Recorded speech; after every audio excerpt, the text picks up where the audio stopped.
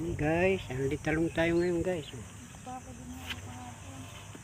ang kuha. Tawagan po yung mga gusto ng ganitong gulang. Ano kayo din eh. Ay si ano kukuha ng ano ibang Kilo ay nakukuha rin ka. sandaan. Dapat mga 40 kuha. 50 na eh. Yung ganung mga 10 ay sabi na rin 45 na daw po sa Harvestin din tanda. mapalipat nga yan. Ito baka may tak-tak. That's my reject.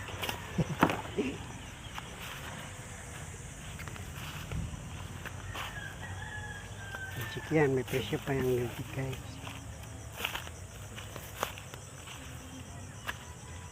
Ito na lang ang aming babanatan na harvestin.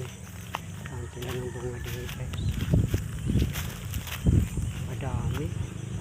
Dami kami na-harvest dyan guys.